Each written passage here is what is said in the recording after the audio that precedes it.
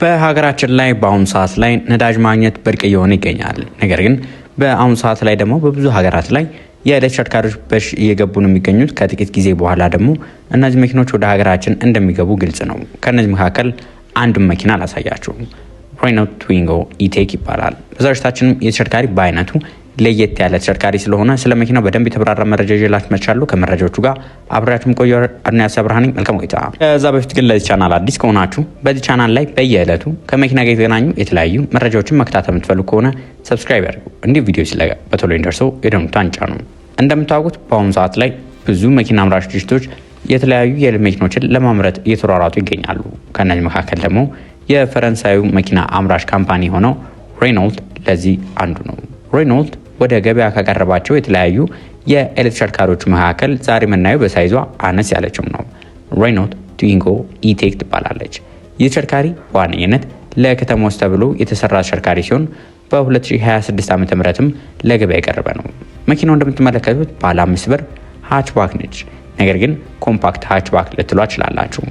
መኪናው በ27 ኪሎዋት አወር ሊቲየም አይረን ፎስፌት ባትሪ የተገጠመለት ሲሆን መኪናው በአንድ ጊዜ ቻርጅ ከ263 ኪሎ ሜትር በላይ መጓዝ ይችላል።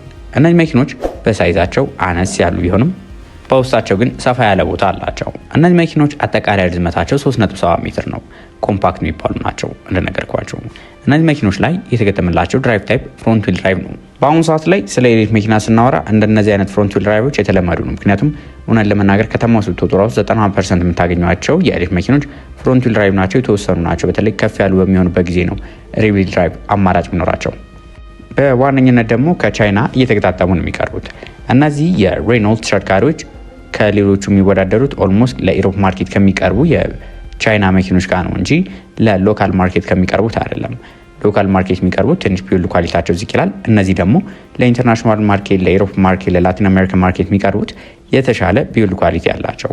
እነዚህ መኪኖች እስከ 130 ኪሎ ሜትር በሰዓት መጓዝ የሚችሉ ተሽከርካሪዎች ናቸው። እንዳያቸዋቸው በሳይዛቸው ኮምፓክት አነስ መጠን ያለች ብትሆንም ከኋላ እቃ መጫኛው ላይ ራሱ እስከ 360 ሊትር የሚያህል እቃ ያለምንም ችግር የመጫን አቅም አላቸው። የኋላ ወንበሮችን ስታወርዱ ደግሞ ከዛ በላይ የሚያዝ አቅም ያላቸው ሲሆን እነዚህ መኪኖችም ተገጣጥመው ለገበያ የሚቀርቡት በስሎቫኒያ ነው።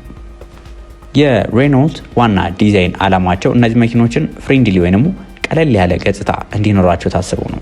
እንደምታውቁት የቻይና በሚሆንበት ጊዜ ሞር ወደ አግሬሲቭ ነው አሁን እየሄዱ ያሉት። እነዚህ ግን ቀለል ያለ ፍሬንድሊ የሆነ ገጽታ እንዲኖራቸው ተብሎ የተሰሩ ናቸው። ወደ መኪናው ውስጣዊ ገጽታ ስንገቡም ደግሞ ይህ እንደቀጠለ ነው። ወደ መኪናው ውስጣዊ ገጽታ ስንገባ የተሽከርካሪ ላይ በ10 ኢንች ኢንፎቴመንት ስክሪን ተገጥሞለት እናኛለን። ከፍተኛው ትሪም ሌቭል ከሆነ ዝቅተኛው ከሆነ ይህንንም ላታገኙ ይችላላችሁ። እነዚህ መኪኖች እንደዚህ የተደረገበት ዋነኛው ምክንያት ከዋጋቸው አንጻር ነው። ዋጋቸው ምን ያህል ነው የሚሉትን ወደ በኋላ ላይ በደንብ አሳያቸዋለሁ። እነዚህ መኪኖች ላይ ኦፕን አወር ሊንክ የሚባል ከጎግል ጋር አብሮ የሚሰራ ሲስተም ተከትቶላቸዋል። ይህም የጉግል ማፕስ እንዲሁም ሌሎች ፊቸሮችን ማስጠቀም የሚያስችላችሁ ነው። በዋነኝነት ለኢሮፕ ማርኬት ስለሆኑ እንደነዚህ አይነት ዘመናዊ ፊቸሮች ግዴታ ነው። እኔ በግሌ እንደነዚህ አይነት ፊቸሮችን ብዙ የሚገርመን አይደለም። ምክንያቱም በአሁኑ ሰዓት ላይ ድሮ ትንሽ ሊያስገርመን ይችላል። ነገር ግን እንደምታውቁት በአሁኑ ሰዓት ላይ የቻይና መኪኖች እንደነዚህ አይነት ፊቸሮችን በብዛት ይዘው እየቀረቡ ነው ያሉት፣ በትንሽ ዋጋ ራሱ ማለት ነው። ከነዚህ መካከል ከምታገኟቸው ፊቸሮች መካከል ድራይቪንግ አሲስት ፊቸሮች አሏቸው። ሌን አሲስት፣ አውቶማቲክ ኢመርጀንሲ ብሬኪንግ እንዲሁም ደግሞ አዳፕቲቭ ክሩዝ ኮንትሮል የመሳሰሉትን ይዘው የቀረቡ ሲሆን ይህም ከቢዋይዲ ከቻንጋን እንዲሁም ደግሞ ከሲያክ ሞተርስ ጋር ከሚወዳደሩ ተሽከርካሪዎች እንዲወዳደሩ የሚያስችላል። በዋነኝነት የቻይና ማርኬት እና ለኢሮፕ ማርኬት የሚቀርቡ መኪኖች ከፍተኛ ልዩነታቸው የአደጋ የመከላከል ብቃታቸው ነው። የቻይና ተሽከርካሪዎች የአደጋ የመከላከል አቅማቸው ከበፊተኞቹ አሁን እየተሻሻለ ቢመጣም አሁንም ቢሆን ትንሽ ተከም ያለ ነው። ከማን አንጻር? ከኢሮፕ ተሽከርካሪዎች አንጻር። ከኢሮፕ ዋነኝነት አደጋ የመከላከል ብቃታቸው ከፍ እንዲል የሚያደርጋቸው ነገር የሀገሮቹ የአደጋ የመከላከል ብቃት መመሪያ ነው። ምክንያቱም ወደዛ ሀገር መግባት የሚችሉ ተሽከርካሪ ይህንን ያህል የአደጋ የመከላከል አቅም ያለው ሊሆን ይገባል ይባላል። ይህንን ደግሞ አብዛኞቹ የቻይና መኪና አምራች ካምፓኒዎች ሚት ማድረግ ስለማይችሉ ነው በአሁኑ ሰዓት ላይ ወደ ገበያ የሚገርሙት። እንደነ ቢዋይዲ ሴጉል ራሱ ኢሮፕ ማርኬት ላይ ሲሄዱ ቢዋይዲ አቶቱ ተብለው ከፊታቸው ላይ ተጨማሪ መከላከያ ተገጥሞላቸው እንዲገቡ ነው የሚደረገው። ይህ እንግዲህ ከአንዱ ሀገር ያለው የፖሊሲ ልዩነት የመኪኖቹን ዲዛይን ላይ ካላቸው ለውጦች መካከል አንዱ ነው። እነዚህ መኪኖች የተገጠመላቸው የኤሌክትሪክ ሞተራቸው ራሱ መኪናውን ያለምንም ችግር ረጋ ብለን እንድንጓዝ የሚያስችለን ነው። እስከ 82 የፈረስ ጉልበት የማመንጨት አቅም አላቸው። ይህን ጉልበት ከነ BYD ሴጉል ጋር በማወዳደር እነ BYD ሴጉል ከዚህ ተሽከርካሪ ጋር የሚቀራረብ ቢሆንም ጉልበታቸው እነሱ 74 አካባቢ ነው። ይሄኛው ደግሞ 82 የፈረስ ጉልበት ማመንጨት ይችላል። ነገር ግን ዋነኛ ልዩነት የሚያመጣው ደግሞ የባትሪ ፓክ ነው። ባትሪ ፓክ እንደምታውቁት የBYD ሴጉል በ31 እና በ32 ኪሎዋት አወር ሊቲየም አየን ፎስፌት ባትሪ ቢኖሩም እነዚህ ደግሞ ከ27 ኪሎዋት አወር ሊቲየም አየን ፎስፌት ባትሪ ጀምሮ የምታገኟቸው ናቸው።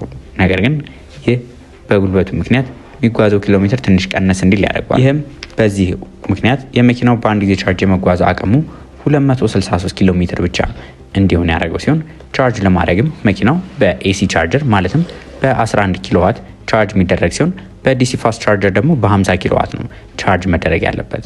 ይህ እንግዲህ በከፍተኛ ደረጃ ሊታይ የሚገባው ነገር ነው። ምክንያቱም እኛ ሀገር ላይ እንደምታውቁት የተለያዩ ፋስት ቻርጀሮች አሉ፣ እንዲሁም ፋስት ቻርጅ ደግሞ መጠቀም የሌለባቸው ተሽከርካሪዎች አሉ። ይህ ተሽከርካሪ እንግዲህ አንዱ ነው። ፋስት ቻርጅ ባይጠቀም ይመከር ነው።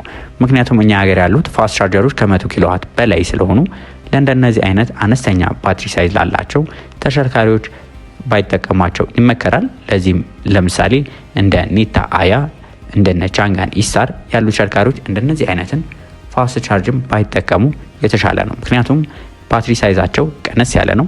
እነዚህ ተሽከርካሪዎች ደግሞ በዚህ ምክንያታቸው የተለቅ ያለ የፋስት ቻርጅ አቅም ያለውን ቻርጀር ቢጠቀሙ ያለምንም ምክንያት ባትሪያቸው በአጭር ጊዜ ውስጥ ባትሪው ሊወርድ ይችላል። ባትሪ ሄልዙ ይወርዳል። እነዚህ ተሽከርካሪዎች እንደነገርኳቸው የተለያዩ ብዛት ያላቸው የአደጋ መከላከል ብቃት አላቸው። እነ ሌን ኪፕ አሲስት፣ ክሩዝ ኮንትሮል እንዲሁም ደግሞ አደጋ በሚደርስበት ጊዜ ከዚህ በፊት ቼክ በተደረገው የክራሽ ቴስት ላይ የተሻለ አቅም ያላቸው ውስጣቸው ያለው ሰው ምንም ጉዳት ሳይደርስበት እንዲጓዙ የሚያስችሉ ናቸው። እነዚህ መኪኖች በገበያ ላይ በሁለት አይነት የሚቀርቡ ናቸው። በኢቮሉሽን እና ቶፕ የሚባሉ አሉ። ኢቮሉሽን ቤዝ ሞዴል ናቸው። እነ ተሽከርካሪዎች ከ14700 ዶላር እስከ ከፍተኛው ደግሞ እስከ 15000 የአሜሪካን ዶላር ድረስ የሚሸጡ እጅግ ዘመናዊና ቅንጡ ተሽከርካሪዎች ቢሆኑም ከኛ ሀገር ጋር በምን አንዱ ካንዱ በምን ይሻላል የሚለውን እንመልከት እስቲ። በአደጋ መከላከል ብቃት ከነ BYD ሴጉል እነ ተሽከርካሪዎች በጣም ይሻላሉ። በሬንጅ ደግሞ ከነ BYD ሴጉል ያንሳሉ። ሌላ የሚሻሉበት ነገር ደግሞ በዲዛይን ላንጉጃቸው ቀለል ያለና አደጋ የሚደርስበት ጊዜ በቀላሉ ሊጠገኑ የሚችሉ ናቸው። የነ BYD ሴጉል ደግሞ ሻርፕ አንግል የበዛባቸው ናቸው። ሌላኛው ጥሩ ነገራቸው እነ ተሽከርካሪዎች ወደኛ ሀገር ቢመጡ ከዚህ በፊት የተለያዩ የሬኖልት መኪኖችን ሲያቀርብ የነበረው ካምፓኒ ለእነዚህ ተሽከርካሪዎችም ስፔር ፓርት ማቅረብ ይችላል ማለት ነው። እናንተ ምን ታስባላችሁ? እስቲ ሀሳብ አስተያየታችሁን ኮሜንት ላይ ጻፉልን። ለዛሬ ይዤላችሁ የቀረቡት መረጃ ይሄን ይመስል ነበር። ቪዲዮን ከወዳችሁት ላይክ፣ ሌሎች ደግሞ ከመኪና ጋር የተገናኙ የተለያዩ መረጃዎች መከታተል ከሆነ ሰብስክራይብ ማድረጉን አይርሱ።